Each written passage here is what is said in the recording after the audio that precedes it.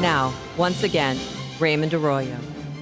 Welcome back to The World Over Live. President-elect Donald Trump filled key positions in his new administration this week, and there are more to come. What will be at the top of his post-inaugural agenda? And what about that Wisconsin recount? Here to help us make sense of it all is a member of the House Financial Services Committee, Congressman of Wisconsin's 7th District, Congressman Sean Duffy. Raymond, good to see you. Great Thanks to see for you. having me on. Let's jump right in. Yeah. Donald Trump promised he would keep manufacturing jobs in the United States, and with calls, phone calls, to Ford Motor Company a few weeks ago, and now Carrier, he saved 1,000 jobs at Carrier and several hundred at Ford, maybe 1,000 at Ford. Here's the question. Won't this encourage other businesses to threaten to move offshore until they get a better tax deal? So first of all, we got to realize he's not even president yet. Right. He's the president-elect. And in my district in Wisconsin, I was one of the reasons why Trump won Wisconsin. I mean, my district was, my part of Wisconsin, is because people want a president who's going to fight for them and fight for their jobs. So even right now, Raymond, back in Wisconsin, there's people who didn't vote for Mr. Trump. Mm-hmm. But they're watching what he's doing for those employees at carriers, those families, those 1,000 families who now are going to go into this Christmas and have job security. They're going, maybe there's something special about Mr. Trump. Finally, I got a guy who will fight for me. And I think that's important. But the way he got the deal was by saying, look, we're going to give you some tax breaks here. We're going to find a package. Doesn't that fall to Congress to actuate that? So we don't know the specifics of the deal, really. That's going to come out. But he can't unilaterally offer tax breaks. I think there's a little foreshadowing that we are going to do tax reform in the House. Mm-hmm. He's game for it. But also, Carrier and its parent company they do a lot of work with the federal government. And so you have a lot of leverage over them to say, listen, you want to do business with the American government? Let's talk about these jobs in Indiana. But again, you can't underestimate a guy who's willing to fight for families and for jobs, and finally we have a guy who's going to do it in Donald Trump. Now, tell me about these victory tours. The president is today in Ohio. He's going to tour the country, particularly some of these swing states. I imagine your state, Wisconsin, could be in the offing, Michigan.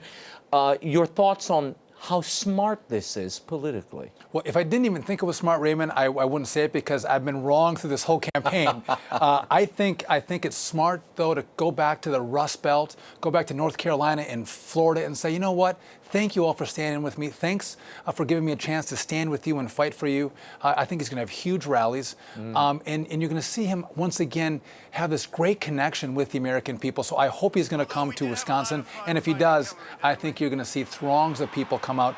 And again, it won't just be those who voted for him. I think you're going to see some naysayers maybe come to the rally and say, what's so special about Donald Trump? I want to hear him. Mm-hmm. No, I think it's a great move, too. It's important to show also at the beginning of an administration, look, this isn't about me, it's really about you. And I want to bring this message back to you and let you know I'm still fighting for you. And, I'm humble enough to say thank you and take the time. Exactly. Now, I imagine if he ends up in Wisconsin, he will drop in on the entire Duffy family. Are you doing the Jill Stein recount? The whole lot of you. I mean, you do this while you make Christmas presents, and it's like Santa's workshop over there at the Duffy house. Listen, you just take those Catholic families together. We have 8 kids. My wife and I will have 20 hands. There you go. It's like Santa's workshop, looking at the hanging chads. That's right. Well, they're not doing a hand count, though. Let's get serious. Jill Stein wanted a recount. She's getting a recount. It started in Wisconsin. What's going to happen here? So the counties get to decide. So most of the counties are going to use their electronic machines, which are, by the way, not connected to the internet. They're plugged in for electricity. Mm-hmm. They can't be hacked. They're accurate. There's no issue with this vote. But there's also no way to check them. I mean, you don't have paper ballots to check them against. No, we do. Oh, you do? So if I can just take your paper, we have a ballot. We fill in the ovals and put it through the reader. Oh, okay. So we have all the ballots. Read the ballots. Okay. But there are some counties that lean a little bit left that will actually hand count them to take up more time. So I look at this and I wonder, why does Hillary Clinton want to join Jill Stein and contest Wisconsin when she made such a big stink about Donald Trump, saying I might not accept the results of this election? I think we should accept that Donald Trump is the victor, understand that they can't make up the 22,000 votes in Wisconsin by which Donald Trump won, and let's move forward. Accept that he won the race, and let's start working together to build the economy and build opportunity for people. So who do you think's driving this? Who's behind this? Is this a Clinton campaign? Is this George Soros? Who's driving this Jill Stein effort? Well, if you look at the funding, it's being funded by the traditional Democrat Hillary Clinton donors. Jill Stein only raised $3.5 million in her campaign. She's doubled that for this recount. So she's raised more money for the recount than she did for her whole presidential campaign. The left is funding it. And I think what they want to do, Raymond, is they want to put a stain on Donald Trump's presidency with every chance they can, and to deny him or try to deny him the Wisconsin electors, to try to say this is illegitimate, is what they're trying to do. And just think back for a second. Scott Walker had recalls in Wisconsin, and he won. And he won with more votes than he got in the initial election, because in Wisconsin, we like fair play. We don't like people playing games like this. And I'm hearing even Democrats say, listen, the guy won. Why are we playing games with a recount? And what this does, it'll drive more Democrats away from the party and give Donald Trump and Republicans, which I am, a chance to bring them with us because we're fair, honest players. Let's get back to Capitol Hill and the agenda that it appears, according to Mike Pence, the vice presidential-elect, that Obamacare is going to be the first item on the agenda here. What form will that take? I'm reading in some places they may repeal a bit of it. Donald Trump is already on record saying, no, we're going to have a simultaneous repeal and replace. Is that possible in this climate? So I don't think there's clarity yet, except for the fact that we are going to fix health care. And the current health care plan, which Obamacare or the Affordable Care Act, which isn't affordable, it doesn't work. And so do you try to fix the lemon that you bought, or do you cash in the lemon and get a new car? Let's get a new car. Now, there's some tenets of the Affordable Care Act, like allowing kids to stay on coverage, whether it's till 23 or 25. And we'll talk about that in conditions, which Trump likes.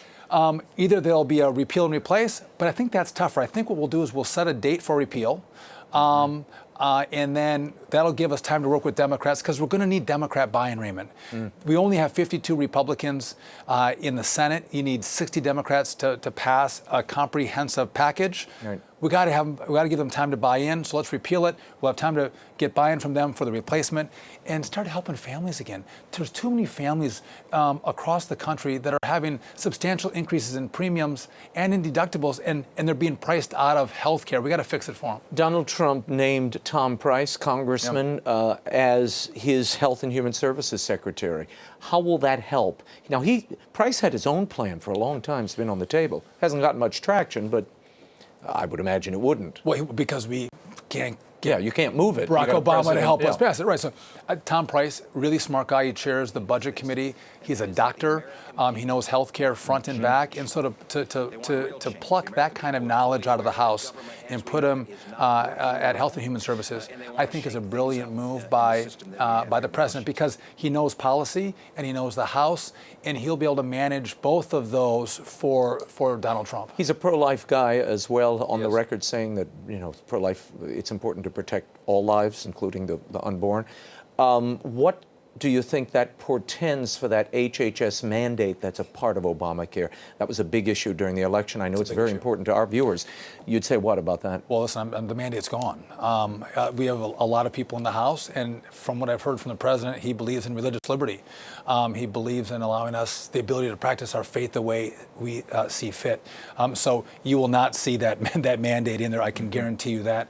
And not only that, Raymond, I look at the money that flows to Planned Parenthood, federal taxpayer money, that they'll say isn't used for abortions, but we know this money is fungible. And the movement inside the House to make sure we take that money away from Planned Parenthood. If Planned Parenthood wants to stop doing abortions, they can access money for the providing of women's health. And we're going to put more money, I think, into women's health. But we're going to, I think, provide money to those organizations that don't provide abortions. And that's a rallying cry, which is going to be a huge fight for us. But it's a rallying cry within the Congress right now. And I think, based on what Donald Trump said in the campaign and in the debates, he's going to go along with us on this. I want to talk about one other two other appointments here. Betsy DeVos as Education Secretary. She has been a fierce advocate and literally has put her money where her mouth is on vouchers, on charter schools.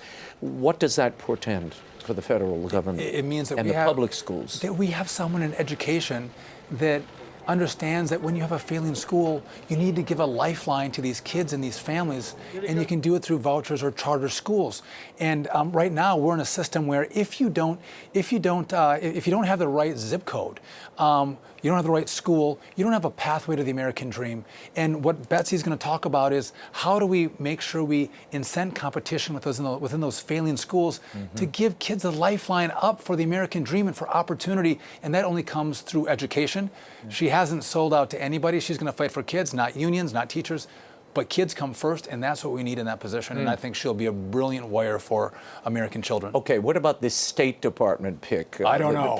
I mean, we have been seeing this looks like an episode of The Bachelor that keeps going on. And I mean, we've had dinner dates. Who's going to get the rose? Yeah, who here? gets the rose? They had the dinner dates. They walked up to the tower. They've all been on walks together. I know. This one had a long phone call. Here comes Rudy. Rudy's not there anymore. Now Mitt is he won. It's walked wonderful. to the elevator for the rose ceremony. What is happening? Is that the best optics for this choice? Or should this have been handled off the scene in the Washington transition office, quietly, away from public scrutiny, and then you just come out and say, here's my guy? No, listen, I think it's okay for the public to see the candidates that Donald Trump is considering.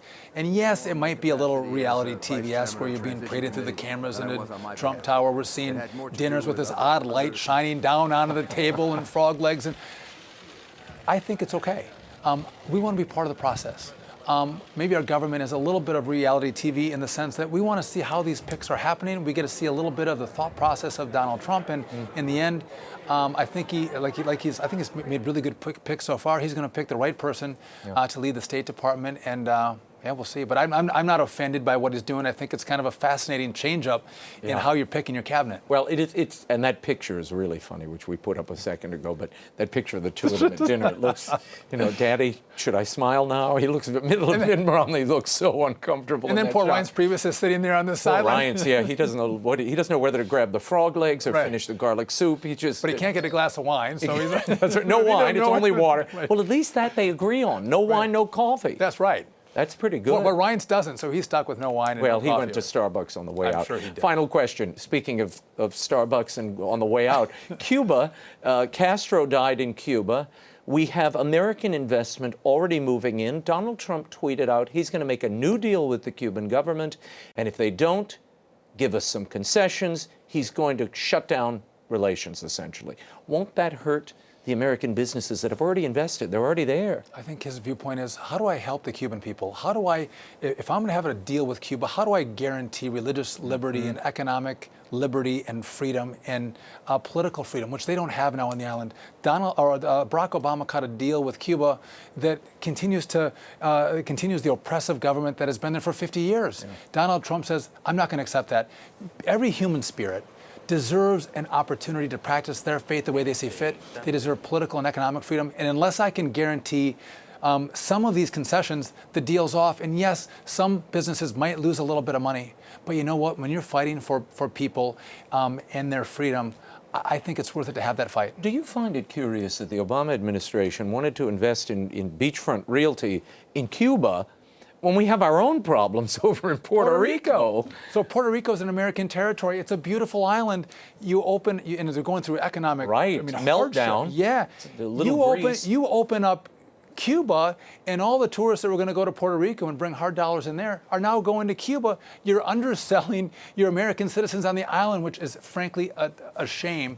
Yeah. Let's fight for our American citizens in Puerto Rico, as opposed to bringing in competition from Cuba. Now, that's a side argument. No, but it's an important one, because 52% of every dollar you drop in Cuba ends up in Raul Castro's pocket. If not more. That's right. You're funding the regime. Yeah, there's no free enterprise there, so we should just say that. Congressman Duffy, thank you for being here. We shall be in touch with you in the days ahead.